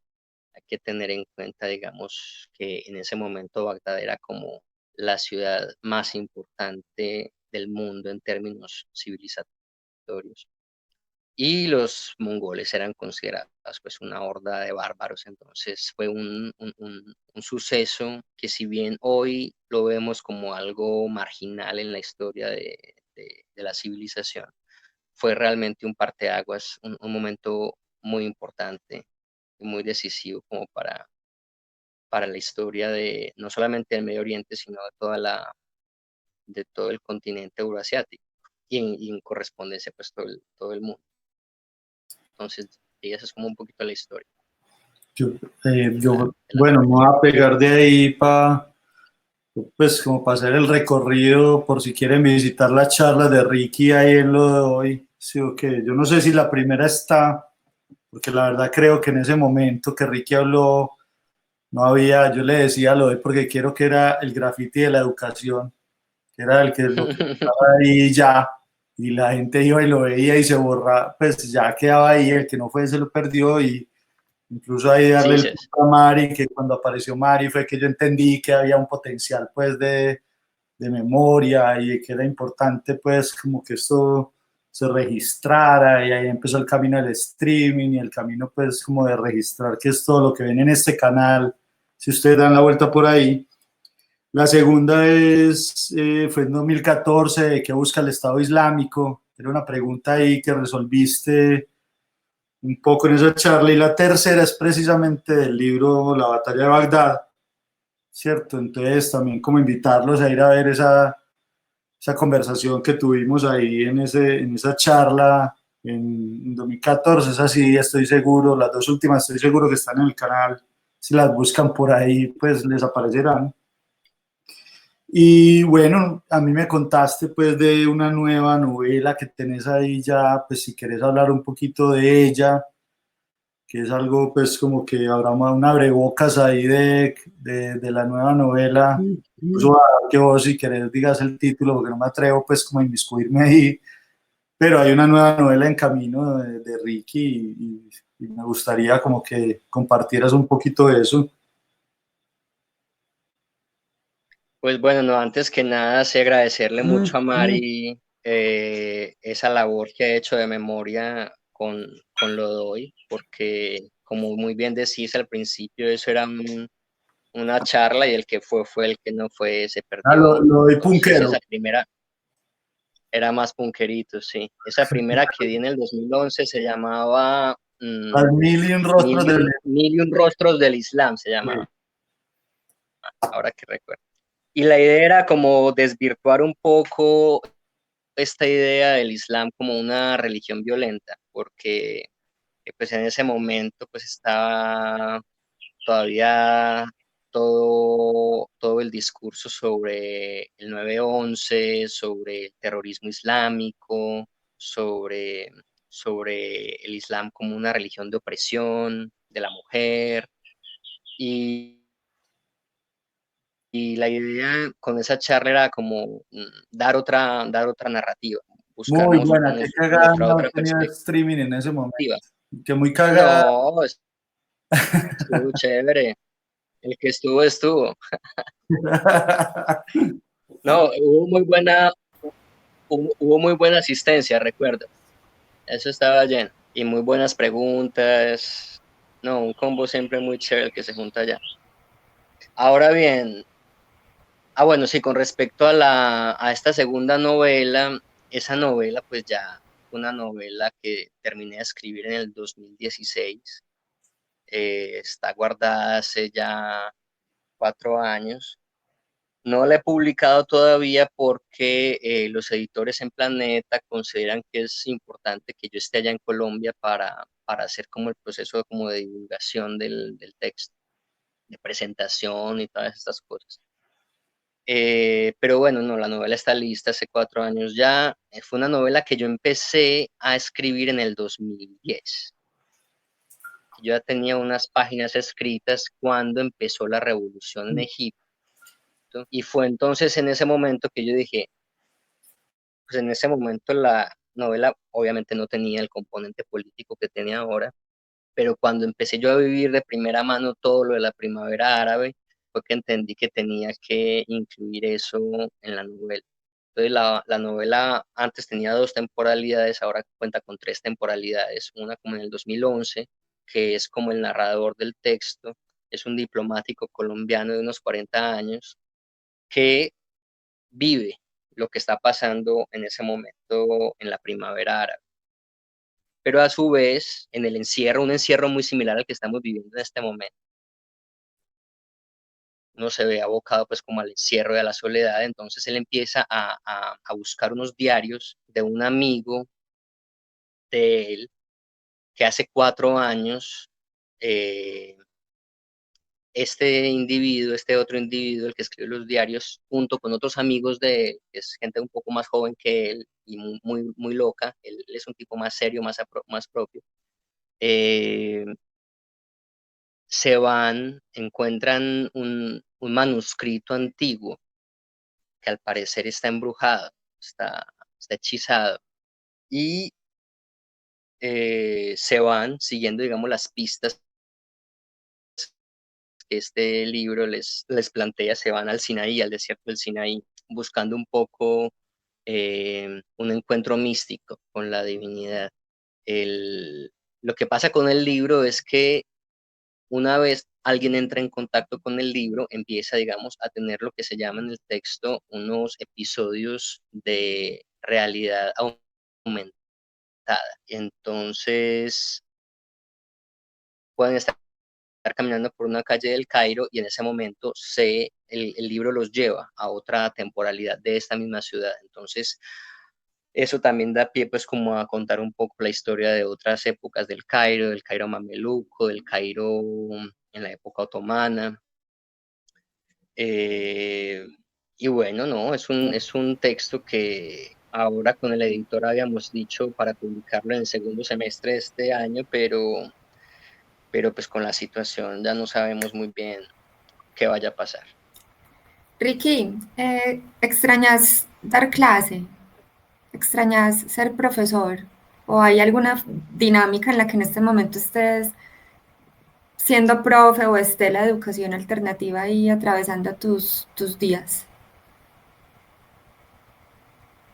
Me hace mucha falta, sí. No, en este momento estoy dedicado 100% a la escritura, a la lectura, tratando de terminar esta tesis y ahora pues con el encierro mucho más, pero me hace mucha falta. Realmente cuando estoy leyendo, estoy como preparando clase. A veces digo, ay, qué interesante presentarle este texto a los pelados y compararlo con esto. Siempre como que en mi mente estoy preparando clase. Lea lo que esté leyendo, como para dar como para mí lo fundamental que tiene que ser la educación, que yo creo que esto coincido con Andrew, es dar herramientas de pensamiento crítico a las personas. Entonces, siempre estoy como, yo creo que es mi manera como de llevar este tiempo sin estar enseñando, sin estar compartiendo con la gente, porque también lo lindo de la docencia es que estás aprendiendo todo el tiempo, que estás compartiendo, estás dando, estás recibiendo, y en un ambiente académico, entonces la gente está dispuesta como a dar mucho de sí, y yo estoy dispuesto pues como a dar mucho de sí. Yo le pongo el alma pues como a la preparación de mis clases, a pesar de que son lo que se llama el relleno. Yo se la meto toda, entonces sí me hace mucha falta, y siempre estoy como en eso mentalmente, como preparando clase. Yo me quiero meter ahí porque por ahí va yo ya a seguir, Maris, conectadísimos. Y es, mira, vos tuviste una experiencia cuando saliste de la universidad, clase en colegio, luego tuviste varios años, pues cuando volviste de Egipto en la escuela de ingeniería, también trabajando ya a nivel universitario. Yo tuve pues también mi camino que me llevó a dar clases a una temporada en un colegio, fui profesor universitario 15 años, el último año renuncié, ya llamé a pedir cacao pues porque con esta situación a ver si, si, si la academia me vuelve a dar trabajo para subsistir. Y también porque creo que vuelvo con ideas frescas, pues creo que este descansito, si me dejan volver, vuelvo con ideas frescas, con reflexiones nuevas. El podcast también me ha traído muchas reflexiones alrededor de la educación bacanas.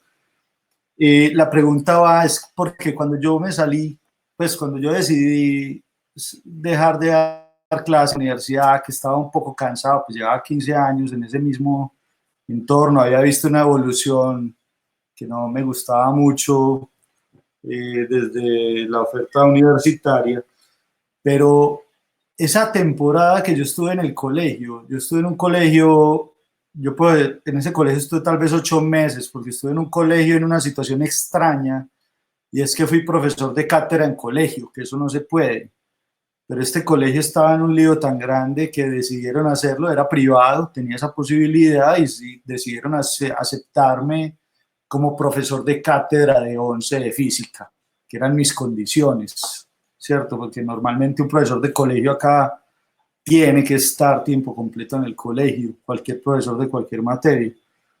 Pero esa experiencia fue alucinante, o sea, la pregunta, no sé, la quiero dejar un poco abierta, pues, no quiero encasillarte ahí como en lo que yo pienso, ¿cierto? Porque, pero sí me gustaría decir que la relación con los estudiantes fue muy distinta, o sea, la relación en el colegio fue muy cercana, yo todavía me los encuentro por ahí, esos pelados con los que yo estuve esos 8 meses tienen una relación muy cercana conmigo, me hablan de una manera muy cercana, comparten conmigo, y fue una cátedra en realidad, yo iba 2 veces al colegio, y en la universidad, siendo la misma cátedra, en la universidad la relación con los estudiantes es muy lejana. Eso, pues, hablando de mi materia, pues, pero la relación es un poco más rígida, más metida en esta estructura universitaria de la carrera y que me tengo que graduar. En el colegio había algo distinto, no sé, todavía estoy ahí reflexionando, pero quisiera, la pregunta abierta que te quiero hacer es, ¿vos cómo sentís esa diferencia? Colegio, universidad, dónde, dónde qué? Dónde, sí, pues, dónde crees que comunicas mejor y más? Pues sin duda es una relación muy distinta que existe entre el docente del colegio y el docente de la universidad, porque el docente del colegio está mucho más enfocado en la formación del individuo. ¿sí? Hay como está mucho más enfocado como una formación integral.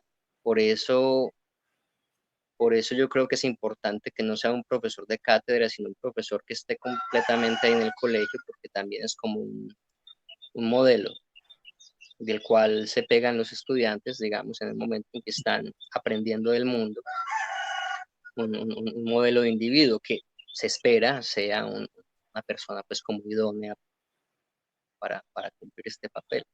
Mientras que en la universidad, pues uno simplemente es una ficha del ajedrez, cumple digamos, con el pensum, uno da un contenido a unos estudiantes que sí, que reciben su contenido y cumplen con el contenido, pero que ya están como más enfocados, sobre todo cuando uno da clases en los últimos semestres de la universidad, ya como están pensando mucho en su práctica empresarial, en su vida docente, en su vida laboral, ¿cierto? Sin embargo, no sé, a mí la cuestión de la disciplina además porque yo no daba clases en 11, yo daba clases en octavo, en noveno, en séptimo. Entonces, ese es un rango de edad muy difícil, digamos, para compartir saber, ¿sí? Uno realmente lo que está ahí es siendo un modelo de comportamiento, más allá de las críticas que podamos tener contra el sistema, digamos, de cómo se modela a este ciudadano, a este individuo. A mí me daba mucha dificultad como ese tipo de dinámicas, ese tipo de prácticas, sobre todo porque yo trabajé en un colegio conservador, en un colegio con una disciplina muy férrea, una idea como de jerarquía y de respeto a la autoridad, porque era la autoridad simplemente muy católico, que iba pues como en contravía de muchas de las cosas que yo pienso pues y que defiendo. Entonces trabajé 1 año y medio en ese colegio, agradezco muchísimo ese tiempo de trabajo porque aprendí muchísimo también como persona. Empecé a formarme como docente, pero realmente fue en la universidad donde yo realmente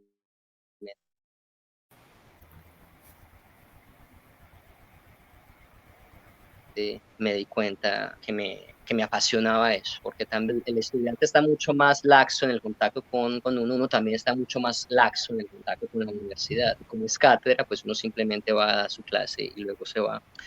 Y tiene mucho más tiempo para la lectura, para la investigación, para la escritura, y tiene esos momentos, esos espacios de contacto con los estudiantes que ya tienen 20, 22 años, ya están maduros, ya son críticos, entonces hay digamos, un contacto como de igual a igual, y me seducía mucho eso, además porque yo daba materias que eran de interés, era muy fácil como suscitar el interés de los estudiantes. Entonces, y di clases en una universidad donde los estudiantes son muy buenos estudiantes, muy responsables. Entonces era como un espacio muy, muy idóneo para compartir saber. Entonces yo creo que para mí, sin lugar a dudas, el espacio universitario es el adecuado. Sos el primero que me hace dar ganas de volver a la universidad. Yo tengo una pregunta para ustedes dos. Em, Estos tiempos de confinamiento están obligando pues a que muchas cosas se vayan en bruto, así sin anestesia, a la digitalización. Y una de ellas, de las primeras que por lo menos ocurrió acá en Colombia y en otros tantos países, es el sistema educativo. Y el sistema educativo virtualizándose a las patadas. Como ya, profesores y niños no vienen a partir de no sé cuánto, y ya, clases por computador. Como, bueno, pero ¿qué es eso? ¿Qué estudiantes tienen acceso a Internet y en qué dispositivos? ¿Y qué profesores además entienden cómo, bajo qué lógicas, la virtualización de contenidos educativos? Y esto va para largo, por lo menos acá en Colombia se está hablando pues como de meses y meses para sectores pues como de lo que llaman acá interacciones sociales, bueno, bares, restaurantes y demás in situ, y esto de la educación yo creo que también va para largo. No sé ustedes cómo ven, porque hay un montón de categorías pues como entre educación virtual o virtualización de contenidos educativos, que no es lo mismo, o homeschooling, no sé bien cómo se pronuncia en inglés, que es como ya los padres y las personas que viven con estudiantes tener también que interactuar en otra onda con estas personas que están estudiando primaria, secundaria o universidad. Yo no sé ustedes cómo ven eso y pues porque para mí la educación sigue siendo pues como una herramienta transversal para la resolución de muchos de estos líos que estamos tratando de campear ahora y son fuente y son de solución y son fuente también de problema y de fragmentación social y que esté como en esta nebulosa lo educativo y que estén los profes improvisando como mi Dios les ayude para dar unas clases por unas plataformas que ni siquiera conocen muy bien y unos contenidos que ni siquiera se sabe qué tan pertinente sea que se digitalicen o no y con qué claves. No sé, quisiera poner ahí el tema sobre la mesa con ustedes dos que son profes y bueno, pues aprovechando estos tiempos pandémicos. Que vaya Ricky primero. Ah, te iba a decir que fuera vos que yo he hablado mucho. Yo le hago. ¿Quiere que arranque Aló. yo? Bueno, no, yo puedo dar brevemente dos cositas. Primero,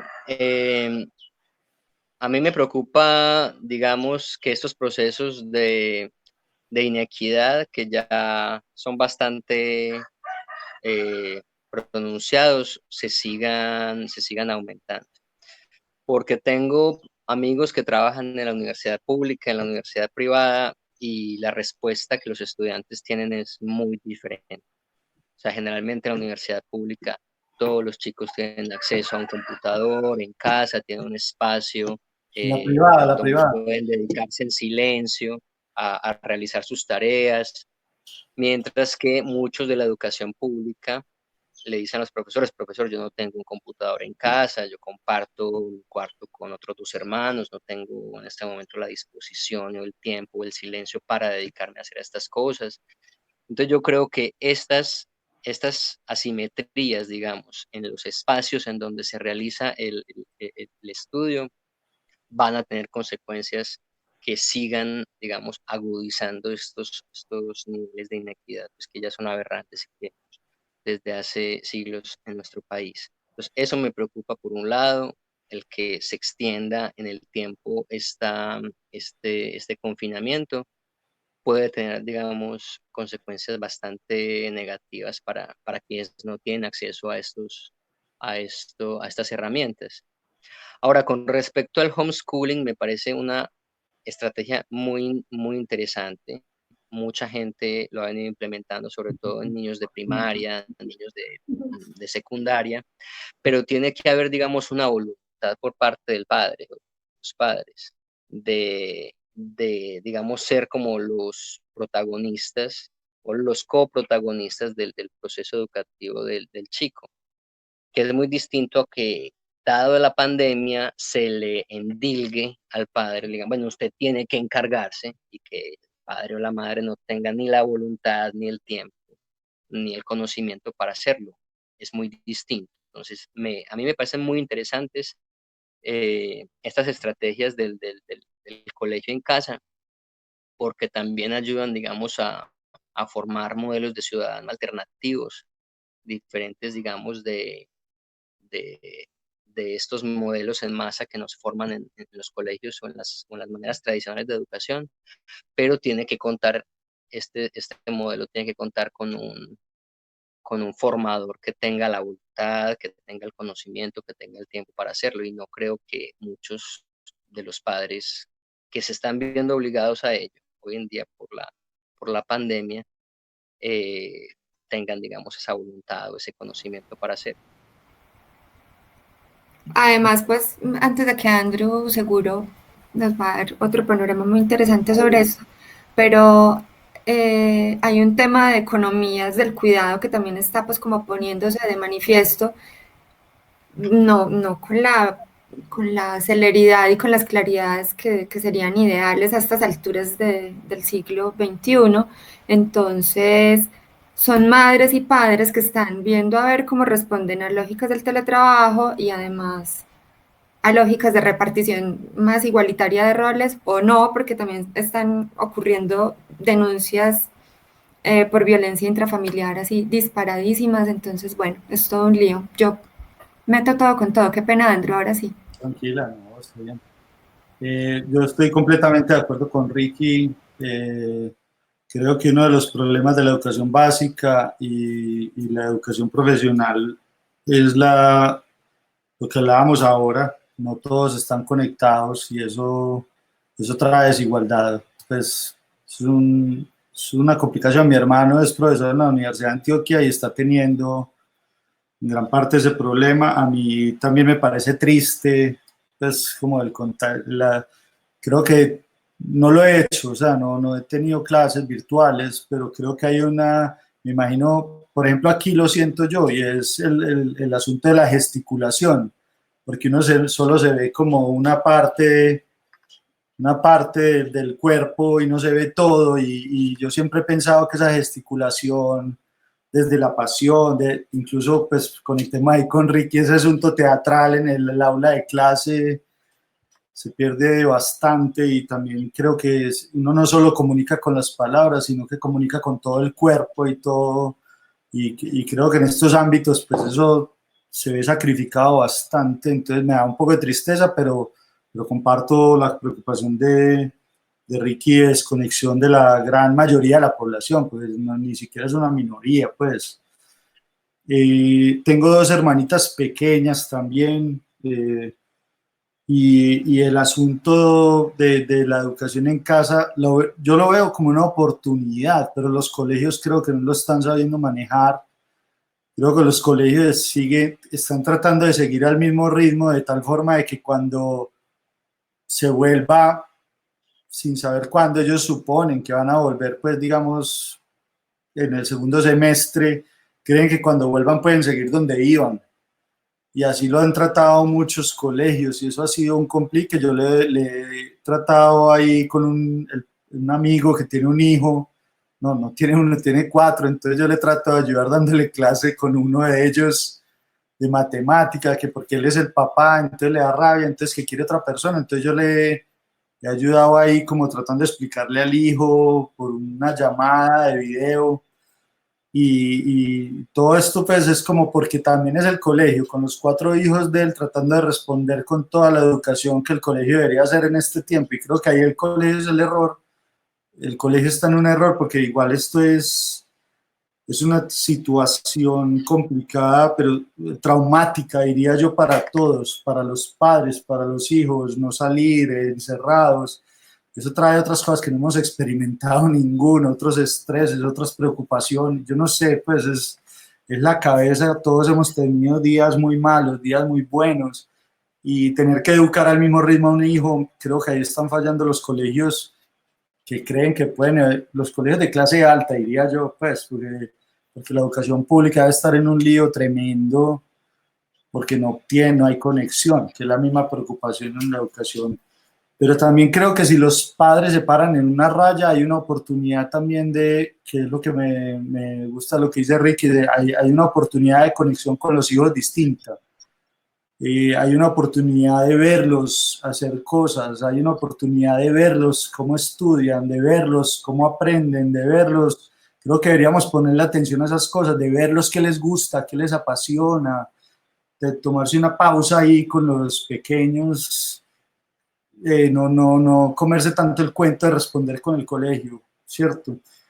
No sé, creo, ya pues yendo más allá, pues como si esto continúa, si se está hablando pues de que no vamos a llegar a las aulas universitarias en un año y medio, un año, yo creo que hay que verlos como oportunidades, como formas de comunicarse teniendo en cuenta estas limitantes del cuerpo, porque igual pues hay hay oportunidades ahí, no sé, yo soy el positivo del parche pues.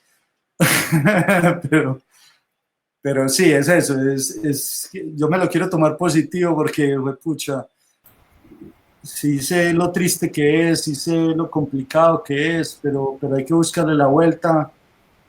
Creo que con los hijos hay que entender, y esto sí lo voy a decir de corazón, y es que lo primero que no están logrando los colegios es que los hijos se conozcan a ellos mismos, y que estén estudiando carreras profesionales que no son las que verdaderamente les apasionan. Creo que esto es una oportunidad para ayudarles a conocerse a ellos mismos. Claro, hay edades, pero uno conocerlos también para ayudarles a que ellos exploten ese conocer, esos instintos, esas pasiones que a veces ni siquiera son conscientes. Creo que por ahí deberían tomárselos los padres. No, voy a llorar, pues, no, voy a parar ahí. No, o sea, a mí me gusta verlo así, es lo que diría. Creo que es una situación bastante complicada. Las universidades la tienen muy de para arriba porque, bueno, y esta es otra cosita, yo me acordé de otra cosita. Hace rato yo venía diciendo, las universidades están en el siglo pasado. Hace mucho rato nunca se preocuparon por lo que el conocimiento a la velocidad que va. Nunca se preocuparon la tecnología a la velocidad que va. Y hoy por hoy ni siquiera eran capaces de dar clases virtuales con una mediana calidad y hoy los cogieron con los calzones abajo. Eso es lo que me parece de las universidades. Creo que están castigadas y que sea una oportunidad para que las mismas universidades se pellizquen y que entiendan que el conocimiento es crecimiento exponencial, no lineal, no lento como ellas lo han visto, no es un negocio, etcétera, etcétera. ¿Sí o qué? El conocimiento mundial crece a nivel exponencial y tenemos las herramientas para seguir ese ritmo en mediana medida, no como las universidades que no lo han seguido y han abandonado conocimientos nuevos y se han quedado en el siglo pasado. Gracias por ser más optimista y por dejar esa puerta abierta a crecimiento y a retos más que al estancamiento que yo estoy viendo ahorita. Ya me voy a acostar más esperanzada hoy gracias a ustedes. Bueno, creo que vamos despidiéndonos, ¿sí o qué? La otra pregunta para Ricky que tenemos, me tocaba a mí, volteémosla. Era la otra pregunta, Ricky, ¿qué te gusta que te den a vos sin esperar nada a cambio? Amor, todos queremos que nos den amor. Eso es lo que buscamos inconscientemente y conscientemente todo el tiempo. Qué lindo, parce. Gracias, muchas gracias Ricky por acompañarnos en esta diferencia horaria. Muchas gracias, que nos permitió, sin embargo, conversar todo este rato. Quedamos muy antojados, la gente en el chat muy antojada de leerte, de leer la novela, La batalla de Bagdad, pero todo además, lo demás que viene de Ricky en El Espectador, escribió en Inmigrantes de las ediciones Peregrino, escribió hay varios artículos por ahí que les podemos adjuntar en el podcast con los links, ¿sí o qué? Sí, por ahí le están diciendo que lo aman, tiene muchos fans, y también le proponen armar otras conversaciones por Zoom. Bueno, no, Ricky. Yo decía al principio que Ricky era un admirador de Lodoy. Bueno, no, Lodoy es un admirador de Ricky también y por eso ¿sí o qué? Total. Parce, gracias. No, aparte, gracias, pues como porque era un reto para nosotros hacer este experimento de hacer esto, que es en audio, pero por video, y además estás pues como a tantos kilómetros y mares de distancia, pero es una nota poder conversar y que nos des tantas luces y también tantas ganas de seguir explorando este mundo, a ver si les damos más. ¿Aló? Despedí la sesión vos, Ricky. No, hombre, lleno de agradecimiento con ustedes por haber creado este espacio en primer lugar, por estar, ya me he oído como 3 podcasts desde que me enteré de que existe. Gracias a ustedes por seguir trabajando de esta manera desinteresada, de esta manera apasionada, por compartir experiencias que yo creo que nos nutren a todos. Entonces, muy agradecido yo con ustedes, muy agradecido yo con todos los que nos están escuchando. Un saludo muy especial para el combo de Long Island, saludo para el combo de Long Island y otro saludo también muy fuerte al combo de los tranquilos allá en San Juan, a los excamineres, a mi familia, y no, por acá compartiendo, queriéndolos y esperando pues que todo esto se solucione pronto y de una manera tranquila. Bueno, gracias a la audiencia. Gracias Ricky, gracias Andrew, gracias a Jime, a Eddie. Gracias a todos los que Se estuvieron por cuidan acá. mucho. Nos escuchamos, nos despedimos con el separador y bueno. El podcast